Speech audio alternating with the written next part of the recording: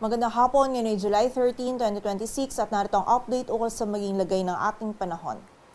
Southwest monsoon o habagat pa rin yung umiiral dito sa malaking bahagi ng Luzon. May kita po natin dito sa ating latest satellite animation na halos yung mga makakapal na kaulapan po na associated with habagat ay nandito sa may karagatan. Though posible pa rin po yung mga scattered na mga pagulan natin dito sa Ilocos Region, Zambales, Bataan, Tarlac at Benguet. Possible pa rin po paminsan hanggang sa mga malalakas yung pagulan na ating mararanasan kaya doble ingat pa rin para sa ating mga kababayan. While dito naman sa Metro Manila at nalalabing bahagi ng Luzon ngayong hapon at gabi maging mamaya pong madaling araw, possible pa rin tayo makaranas ng mga isolated na mga pag-ulan, dala pa rin ito ng habagat. Hindi naman po tayo nag-expect ng tuloy-tuloy ng mga malalakas na pag-ulan but possible pa rin yung short period ng heavy rains. Kaya again, doble ingat pa rin po para sa ating mga kababayan. While for the rest of the country naman, mostly dito sa Visayas at Mindanao, kung meron po tayong mararanasan ng mga pag-ulan ay yung mga isolated o yung mga biglaan at mga panandaliang pag-ulan po,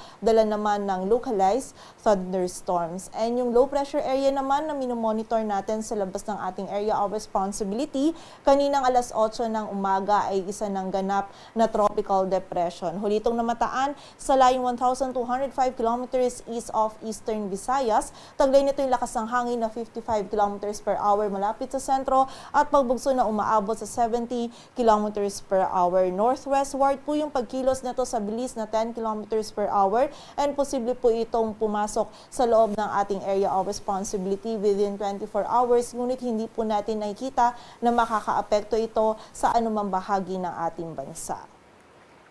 At base nga dito sa ating latest forecast track analysis na itong minomonitor natin na tropical depression na may international name na Haishen, in the next 12 hours po generally ito ay kikilos pa west-northwestward at posible din ito mag-intensify into a tropical storm. Possible po mamayang gabi or bukas ng umaga ay papasok ito sa loob ng ating area of responsibility at bibigyan natin ng local name na Josie. So after po ng 12 hours, makita natin na posible itong mag-downgrade into a tropical depression at magiging mabilis lamang po yung paglagi nito dito sa loob ng ating area of responsibility. Possible by Wednesday ay lumabas na din po ito ng PAR at mag-downgrade pa into a low pressure area. So during the passage po nito or yung paglagi sa loob ng PAR is wala po tayong nakikitang magiging epekto nito sa anumang bahagi ng ating bansa. At para naman sa maging lagay ng ating panahon, bukas, araw ng Martes, dito sa bahagi ng Ilocos Region at Zambales, patuloy pa rin na magiging maulap yung ating kalangitan.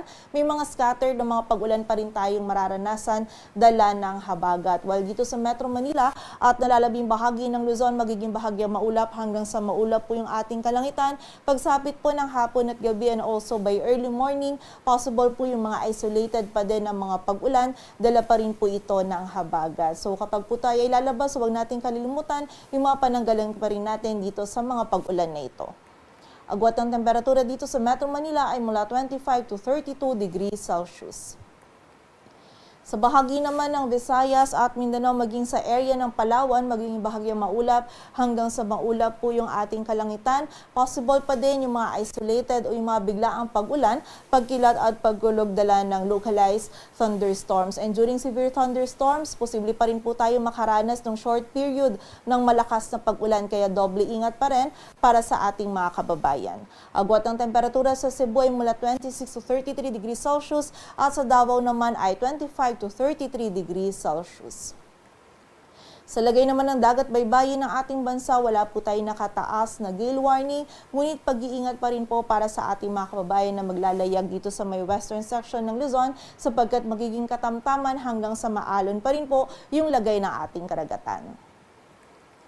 Para naman sa 3-day outlook ng mga key cities ng ating bansa from Wednesday to Friday, nakikita po natin na southwest monsoon pa rin yung iral sa western section ng Luzon. Dito po sa Metro Manila, magiging bahagyang maulap hanggang sa maulap pa rin yung ating kalangitan. Ngunit pagsapit ng hapon at gabi and paminsan din sa early morning or madaling araw, may mga isolated pa rin po tayong pag-ulan na mararanasan dala ng habagat. And posible pa rin po yung short period ng malakas na pag-ulan, kaya pag-iingat pag-iingat pa rin para sa ating mga kababayan. While for the area naman ng Baguio City, by Wednesday, meron tayong mga isolated na mga pag-ulan, but by Thursday or at Friday, mas mataas na po yung possibility ng mga scattered na mga pag-ulan, pagkilat at pagkulog.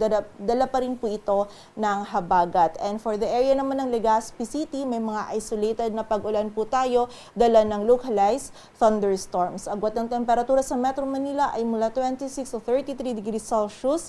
Sa Baguio City ay 16 to 24. Sa Legazpi City naman ay 25 to 32 degrees Celsius. For the area naman ng Metro Cebu, Iloilo City at Tacloban City, magiging bahagyang maulap hanggang sa maulap po yung ating kalangitan. Kung meron tayong mararanasan ng mga pag-ulan, mostly yung mga biglaan, ngunit panandali ang pag-ulan lamang po, dala pa din ng localized thunderstorms. Agwat po ng temperatura sa Metro Cebu ay mula 25 to 32 degrees Celsius. Sa Iloilo City ay 24 to 33 at sa Tacloban City naman ay 25 to 34 degrees Celsius.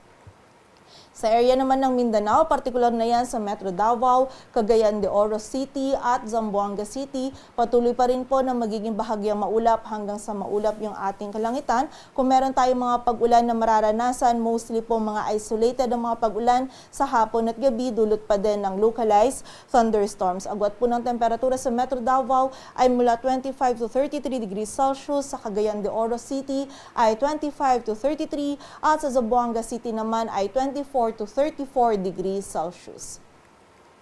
Dito sa Metro Manila, ang sunset natin ay mamayang 6:30 p.m.